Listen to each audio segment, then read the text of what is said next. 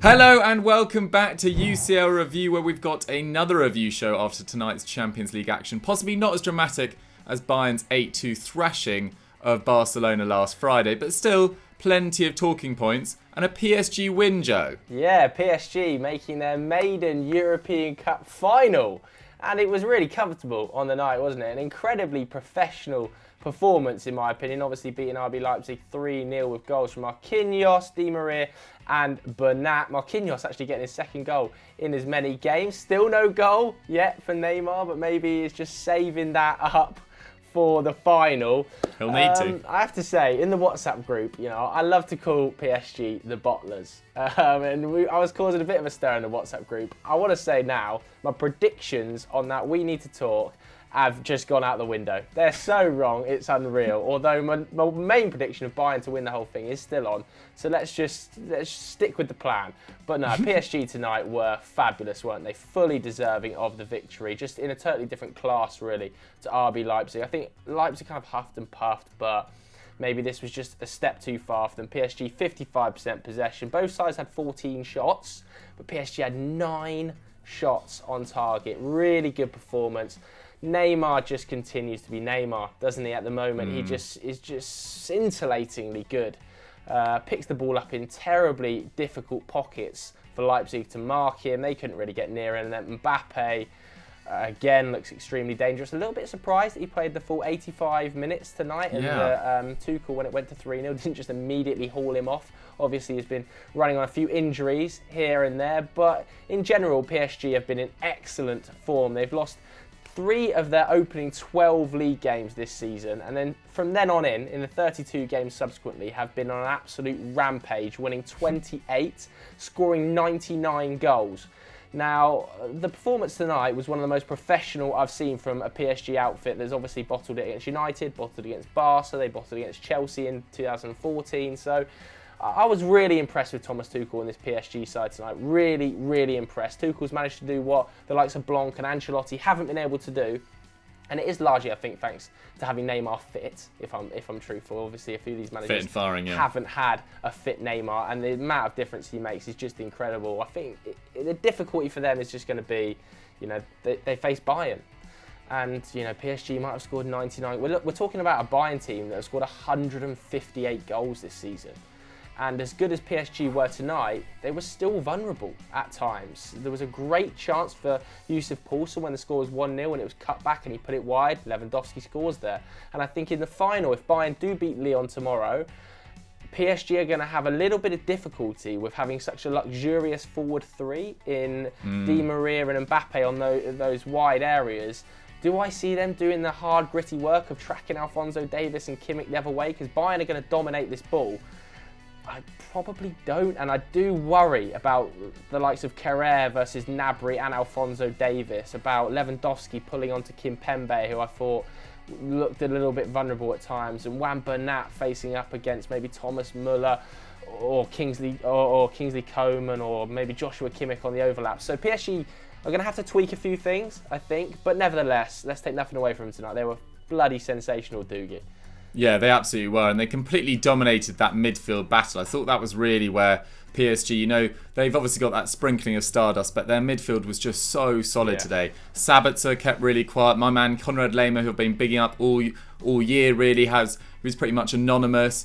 Kevin Kampl didn't have a good game at all, and without Werner up front, the commentators kept on talking about it, but it's impossible to ignore.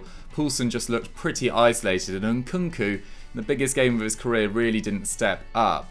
But for Nagelsmann, he can be pretty proud of the way this season has gone and his side's performances this season. He obviously took RB Leipzig to the semi-finals in just their second ever year in the competition, and he's the youngest coach to ever reach a semi-final as well. 33 years old, just 7 years older than me, which makes me think, what the hell am I doing with my life? And he looks about 12 years younger than me as well. How is he doing that?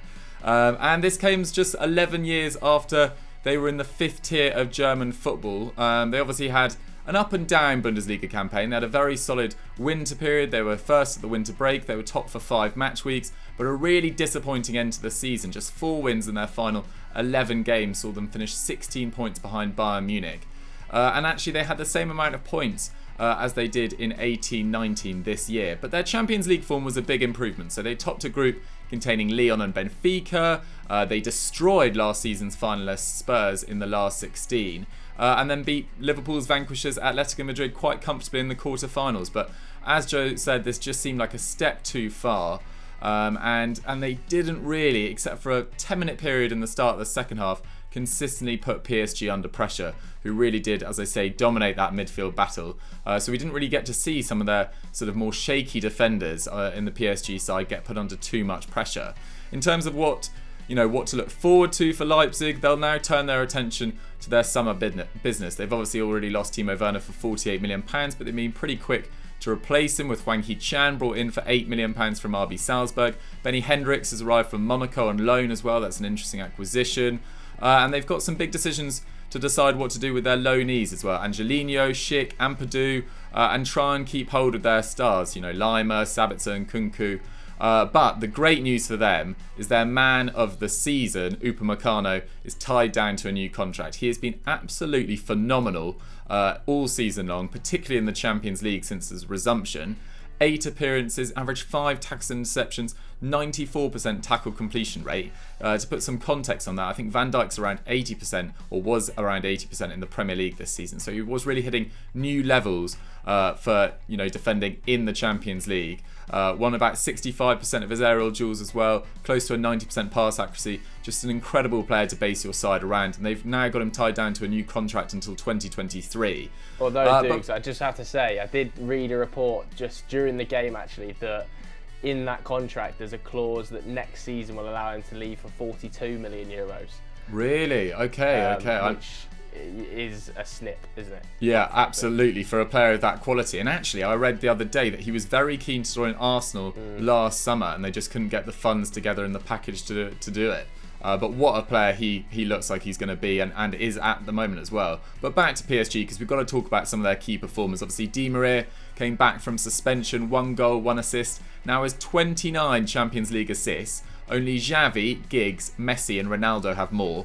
And only Messi and Ronaldo, obviously, since his debut in the Champions League, which I think was around 2007-08. He's now been involved in 8 Champions League goals this season, 3 goals, 5 assists. I know he's not your favourite player, Joe. That's his joint best return in a Champions League season, level with 13-14, when of course he won the Champions League with Real Madrid. Also got to give some credit to Neymar. I thought Mbappe didn't look quite at his best tonight. There was some amazing play in that first half. I remember him showing some fantastic feet to put Neymar through. But other than that, Mbappe didn't look quite at his full fitness, obviously to be expected after that ankle injury. But Neymar really stepped up and was running the show. Ander Herrera in midfield as well was excellent. 95% pass accuracy, 5 ball recoveries, 2 interceptions and created a chance as well. Neymar, though, he's now been involved in a goal in every single knockout game this season. 2 goals against Dortmund, 1 in each leg, and assists against Atalanta and Leipzig. So really now stepping up on the big occasion after so many years of not being fully fit or suspended for the knockout stages. I mean, Joe, we're assuming it's going to be Bayern Munich, which is probably a bit of an error considering how Lyon did against Man City. But let's assume it's Bayern Munich. How can Tuchel set up his side, or who are their main hopes, really? Is it just the Neymar and Mbappe show, or could you see anyone else having a big factor in this?